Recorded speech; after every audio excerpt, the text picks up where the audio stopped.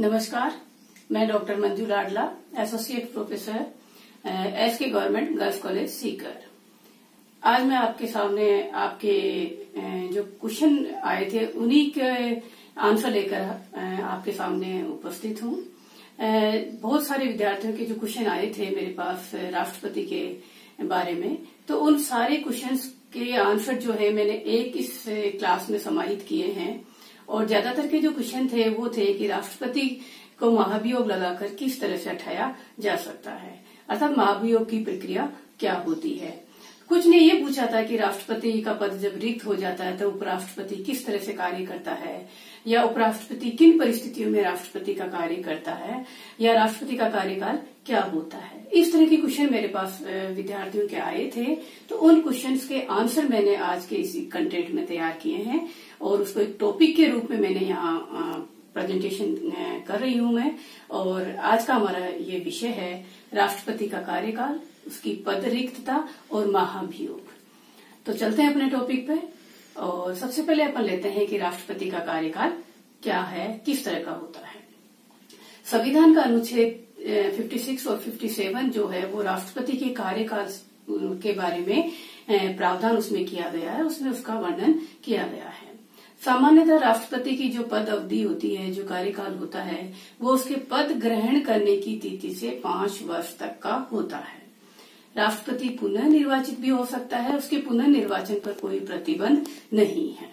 आपको ये जानकारी होगी ज्यादातर विद्यार्थियों को, और अगर नहीं है तो मैं ये बताना चाहूंगी कि जो हमारे प्रथम राष्ट्रपति थे डॉक्टर राजेंद्र प्रसाद, वो 2 कार्यकाल तक लगातार रहे थे। 1952 से 1962 तक लगातार 2 बार वो रहे थे। तो पुनः निर्वाचन पर प्रतिबंध नहीं है, राष्ट्रपति पुनः निर्वाचित भी हो सकता है। मैं यहाँ आपको एक चीज और शेयर करना चाहूंगी कि अमेरिका में इस तरह का एक कानून बना हुआ है कि वहां का राष्ट्रपति 2 बार ही चुनाव लड़ सकता है। वहां कोई भी व्यक्ति राष्ट्रपति का जो चुनाव है वो 2 बार लड़ सकता है, इसके बाद में वो नहीं लड़ सकता। लेकिन हमारे यहाँ पे ऐसा कोई कानून तो नहीं है, लेकिन ये आशा की गई है और एक संवैधानिक एक परंपरा हमारे यहाँ पे स्थापित हो गई है कि 2 बार से ज्यादा किसी व्यक्ति को राष्ट्रपति यहाँ नहीं बनाया गया है। तो सामान्यतः राष्ट्रपति का कार्यकाल 5 वर्ष होता है, पुनः निर्वाचित भी वो हो सकता है। दूसरी जो बात उसके कार्यकाल के संबंध में है वो ये होती है कि उसके कार्यकाल से पहले भी राष्ट्रपति का जो पद है वो 4 कंडीशन में रिक्त हो सकता है। अर्थात 5 साल का कार्यकाल अगर वो पूरा कर लेता है तो वो पूरा कार्यकाल है उसका, लेकिन इससे पहले भी 5 ऐसी स्थितियां आती हैं, परिस्थितियां आती हैं जिनमें राष्ट्रपति का पद पहले रिक्त हो सकता है। नंबर 1 होती है कि वो स्वयं त्याग पत्र दे सकता है। नंबर 2 होती है उसकी मृत्यु होने पर खाली हो सकता है। नंबर 3 होता है कि उसको महाभियोग के द्वारा हटाया जा सकता है। और नंबर 4 होता है जैसे मान लीजिए वो कार्य करने के लिए योग्य नहीं हो, या उसके निर्वाचन को सर्वोच्च न्यायालय द्वारा अवैध घोषित कर दिया हुआ हो। तो ऐसी कंडीशन होने पर राष्ट्रपति का पद समय से पहले भी रिक्त हो सकता है। सबसे पहले जब बात कर रहे हैं अपन त्याग पत्र की, कि राष्ट्रपति स्वयं भी जब चाहे तब अपने पद से त्याग पत्र दे सकता है और अपने कार्य से मुक्त हो सकता है। मैं यहाँ पर आपको बताना चाहूंगी कि राष्ट्रपति अपना जो त्याग पत्र है उपराष्ट्रपति को सौंपता है। बहुत सारी प्रतियोगी परीक्षाओं में भी ये प्रश्न आया हुआ है कि राष्ट्रपति अपना त्याग पत्र किसे सौंपता है।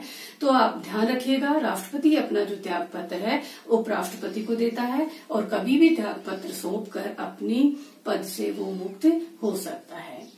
दूसरी कंडीशन जो होती है कि उसकी अगर पद पर रहते हुए उनका निधन हो जाता है तो वो पद खाली हो जाता है। और 2 बार ऐसा हमारे यहाँ पे हुआ भी है कि 1969 में जब डॉक्टर जाकिर हुसैन पद पर थे तो उनकी पद पर रहते हुए निधन हुआ था, तो उस समय भी खाली हुआ था ये पद। और इसी तरह 1977 में तत्कालीन राष्ट्रपति हुआ करते थे फखरुद्दीन अली अहमद, तो उनका भी पद पर रहते हुए निधन हुआ था। तो 2 बार ऐसा हुआ भी है हमारे यहाँ पर, तो उनकी मृत्यु होने पर वो खाली हो सकता है। तीसरी, जैसे अपन कहते हैं महाभियोग के द्वारा उनको समय से पहले हटाया जा सकता है। यदि राष्ट्रपति संविधान के विपरीत कार्य करता है, और अपने कर्तव्यों का सही ढंग से निष्पादन नहीं करता है तो ऐसी कंडीशन में उन्हें समय से पहले महाभियोग लगाकर हटाया जा सकता है। और इसके बारे में भी अपन विचार करेंगे कि किस तरह से महाभियोग लगाया जाता है। और इसके अलावा चौथा जो कारण होता है उसमें ये होता है कि अगर उस के निर्वाचन को अगर सर्वोच्च न्यायालय ने अवैध घोषित कर दिया हो या वो कार्य करने के लिए योग्य नहीं हो तो ऐसी कंडीशन में भी उसका पद खाली हो जाता है, रिक्त हो जाता है। तो ऐसी 4 परिस्थितियां ऐसी होती हैं जिनमें राष्ट्रपति का जो पद है वो समय से पहले या उसके कार्यकाल से पहले भी खाली हो सकता है। अब इनमें जो 4 कारण अपन ने जो देखे उनमें सबसे मोस्ट इम्पोर्टेंट जो कारण है वो ये है महाभियोग। तो अपन चर्चा करते हैं कि राष्ट्रपति को महाभियोग लगाकर किस तरह से हटाया जा सकता है। ज्यादातर विद्यार्थियों की जो क्यूरीज थी, जो क्वेश्चन थे, उनमें उन्होंने यही मांग की थी कि राष्ट्रपति को समय से पहले महाभियोग लगाकर किस तरह से हटाया जा सकता है। तो चलते हैं अपन इस टॉपिक पर अपन बात करते हैं। और यहाँ पे मैं हाईलाइट करूंगी संविधान का अनुच्छेद 61 में ये स्पष्ट प्रावधान है कि संविधान का उल्लंघन करने पर राष्ट्रपति को समय से पहले महाभियोग चलाकर हटाया जा सकता है। तो सबसे पहले बात तो अपन यही करते हैं कि ये महाभियोग क्या है। जैसा कि नाम से स्पष्ट है कि महाअभियोग, अभियोग लगाया जाना। तो अगर राष्ट्रपति संविधान के अनुसार कार्य नहीं करता है तो संविधान का उल्लंघन करने का आरोप लगाकर जब उसे समय से पहले हटा दिया जाता है तो उसे हम महाभियोग कहते हैं। अब इसके लगाने की प्रक्रिया क्या होती है, इसके ऊपर अपन विचार करते हैं। संविधान में राष्ट्रपति के विरुद्ध महाभियोग लगाने की शक्ति हमने संसद को दी हुई है।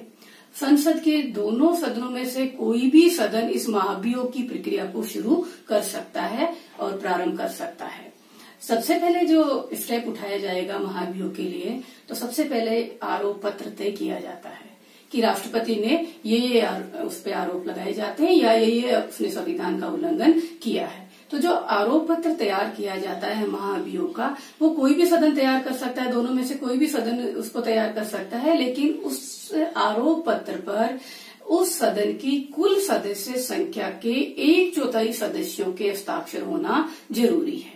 अर्थात कोई भी सदन अपनी सदन की सदस्य संख्या के 1/4 सदस्यों के हस्ताक्षर से सबसे पहले राष्ट्रपति के विरुद्ध महाभियोग का प्रस्ताव या आरोप पत्र तैयार करता है।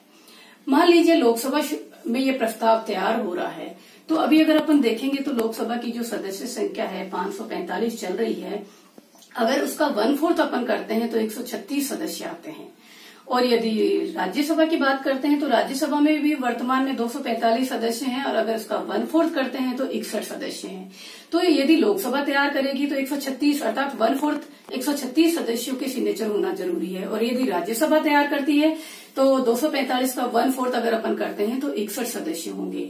अर्थात कोई भी सदन जो इस प्रस्ताव को तैयार करेगा, इसको प्रारंभ करेगा महाभियोग का, वो अपने सदन के 1/4 सदस्यों के हस्ताक्षर से इस प्रस्ताव को तैयार करेगा और सदन और राष्ट्रपति को नोटिस दे देगा। नोटिस देने के 14 दिन के पश्चात उस प्रस्ताव पर उस सदन में विचार विमर्श किया जाएगा। अर्थात 14 दिन का नोटिस देना जरूरी है। जब वो प्रस्ताव आता है और राष्ट्रपति को इससे 14 दिन का समय नोटिस देकर दिया जाता है और 14 दिन के पश्चात उस सदन में उस प्रस्ताव को, उस विधेयक को रखा जाता है, महाभियोग के प्रस्ताव को। अब वो सदन उस पर विचार विमर्श करता है। यदि लोकसभा ने प्रारंभ किए तो लोकसभा उस पर विचार विमर्श करेगी और यदि राज्यसभा से प्रारंभ हुआ तो वो राज्यसभा में विचार विमर्श किया जाएगा। विचार विमर्श करने के पश्चात वो सदन अपने 2/3 बहुमत से अगर उसको पारित कर देते हैं तो वो प्रस्ताव दूसरे सदन में चला जाएगा। 245 अगर राज्यसभा के सदस्य हैं तो उनका अगर अपन 2/3 बहुमत निकालते हैं तो 163 होते हैं। 545 अगर लोकसभा की सदस्य है और अगर लोकसभा से वो जा रहा है तो 363 सदस्य होते हैं उसके 2/3 बहुमत के। तो 2/3 बहुमत से अगर वो सदन उसको पास कर देता है तो वो विधेयक, वो प्रस्ताव, वो महाभियोग का जो होगा वो दूसरे सदन में चला जाएगा। यदि मान लीजिए प्रारंभिक सदन लोकसभा है तो वो राज्यसभा में चला जाएगा और प्रारंभिक सदन अगर राज्यसभा है तो वो लोकसभा में चला जाएगा। अर्थात प्रारंभिक सदन से वो दूसरे सदन में चलाया जाएगा। जब दूसरे सदन में वो प्रस्ताव चला जाता है तो दूसरा सदन उसकी जांच करता है। जांच करने के लिए वो स्वयं भी जांच कर सकता है, कोई कमेटी भी बना सकता है। और इस जांच के दौरान राष्ट्रपति को अपना पक्ष रखने का पूरा अवसर दिया जाता है, अतः उसे पूरा मौका दिया जाता है कि वो भी अपना पक्ष महासदन के सामने रखे। और इसके लिए राष्ट्रपति स्वयं भी उपस्थित हो सकता है या अपना कोई प्रतिनिधि भेजकर भी अपना पक्ष रख सकता है। जब दूसरा सदन उसको 2/3 बहुमत से पारित कर देता है तो वो प्रस्ताव महाभियोग प्रस्ताव पारित माना जाता है और उस पारित होने की तिथि से ही राष्ट्रपति को अपना पद त्याग करना पड़ता है या अपने पद से हटना पड़ता है और इस तरह महाभियोग प्रक्रिया लगाई जाती है।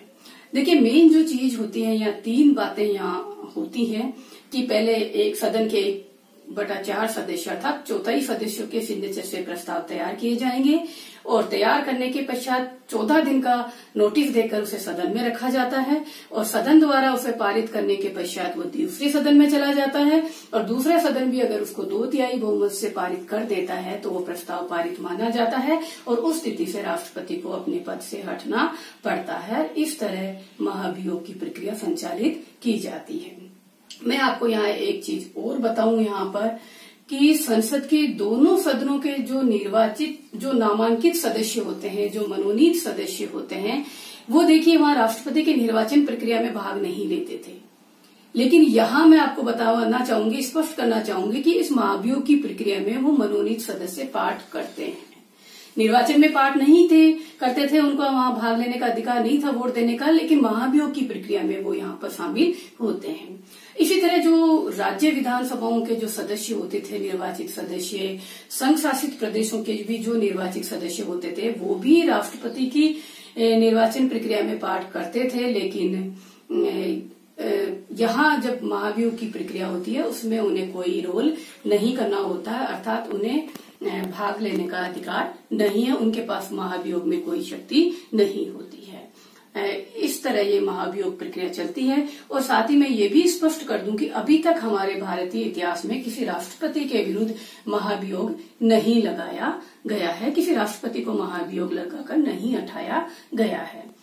तो इस तरह समय से पहले राष्ट्रपति को त्यागपत्र देने से खाली हो सकता है, मृत्यु होने पर खाली हो सकता है, इस महाभियोग के माध्यम से हटा सकते हैं, या फिर सुप्रीम कोर्ट ने उसके निर्वाचन को अवैध घोषित करने पर भी वो रिक्त हो सकता है। अब अपन विचार करते हैं कि जब राष्ट्रपति का पद रिक्त होता है तो उस समय क्या प्रावधान किए गए हैं उनके पद को भरने के लिए या नए चुनाव कराने के लिए क्या प्रावधान किए गए हैं, इसके ऊपर अपन विचार करते हैं। संविधान का अनुच्छेद 65 जो है वो इस बात पर विचार विमर्श उसके तहत अपन कर सकते हैं, या उसमें ये प्रावधान किया गया है कि यदि राष्ट्रपति का पद इस तरह से खाली होता है, जैसे मान लीजिए मृत्यु हो गई है, त्याग पत्र दे दिया है, अवैध घोषित कर दिया उसको निर्वाचन को, या महाभियोग के माध्यम से अगर उसको हटा दिया जाता है तो वो स्थायी रूप से रिक्त हो गया वो पद। और ऐसी कंडीशन में ये प्रावधान किया गया है कि पद रिक्त होने के 6 महीने के अंतर्गत नए चुनाव कराने होते हैं। नए चुनाव जब होंगे और जो नया राष्ट्रपति आता है चुनकर, वो पूरे 5 वर्ष तक कार्य करेगा नए की शेष अवधि के लिए। मैं यहाँ ये स्पष्ट करना चाहूंगी कि मान लीजिए किसी राष्ट्रपति को 2 साल कार्य करते हुए हो गए और 2 साल के पश्चात यदि उसकी डेथ हो जाती है या वो त्याग पत्र दे देता है या इस तरह उसका पद खाली हो जाता है, तो जब नया चुनाव आएगा तो नया चुनाव होगा तो जो नया चुनाव हुआ जो राष्ट्रपति होता है वो शेष 2.5 साल के लिए नहीं आएगा। जब भी चुनाव होगा वो पूरे 5 वर्ष के लिए चुना जाएगा और पूरे 5 वर्ष के लिए कार्य करता है, इसलिए शेष अवधि के लिए वो नहीं चुना जाता है। दूसरी चीज जब ये होती है कि ये जो 6 महीने का पीरियड होता है जो अपने चुनाव कराने के लिए निर्धारित होता है, इस पीरियड में अर्थात राष्ट्रपति का पद रिक्त होने पर जो भारत का उपराष्ट्रपति होगा हमारे यहाँ का, वो राष्ट्रपति के कर्तव्यों का संपादित करेगा, अर्थात वो कार्यवाहक राष्ट्रपति के रूप में कार्य करेगा। ऐसा हमारे यहाँ पे 2 बार हुआ भी है, जैसा कि मैंने अभी आपको पहले बताया कि 1969 में तत्कालीन जो राष्ट्रपति थे डॉक्टर जाकिर हुसैन, उनका निधन हुआ था। तो उस समय जो उपराष्ट्रपति हुआ करते थे वीवी गिरी, उन्होंने कार्यवाहक राष्ट्रपति के रूप में कार्य किया था। इसी तरह 1977 में फखरुद्दीन अली अहमद का जब निधन हुआ था, तत्कालीन राष्ट्रपति थे ये, उस समय उपराष्ट्रपति हुआ करते थे बीडी जत्थी, तो उन्होंने भी इसका कार्यवाहक राष्ट्रपति के रूप में कार्य किया था। ये एक स्थायी रिक्तता है जिसको भरने के लिए इस तरह कार्यवाहक राष्ट्रपति के रूप में कार्य करता है उपराष्ट्रपति। इसके अलावा संविधान के अनुच्छेद 65 में एक और प्रावधान है कि राष्ट्रपति का पद यदि अस्थायी रूप से थोड़े समय के लिए अगर खाली होता है, जैसे मान लीजिए कोई बीमारी है या कोई किसी कारणवश वो थोड़े समय के लिए अगर वो नहीं राष्ट्रपति का कार्य कर पाते हैं, तो ऐसी कंडीशन में भी जो हमारा उपराष्ट्रपति होता है वो कार्यवाहक राष्ट्रपति के रूप में कार्य करता है। फॉर एग्जाम्पल 1960 में तत्कालीन राष्ट्रपति हुआ करते थे डॉक्टर राजेंद्र प्रसाद। वो उस समय 15 दिन की यात्रा पर गए थे सोवियत संघ में, और उस समय उपराष्ट्रपति हुआ करते थे डॉक्टर सर्वपल्ली राधाकृष्णन, और उन्होंने उस समय कार्यवाहक राष्ट्रपति के रूप में कार्य किया था।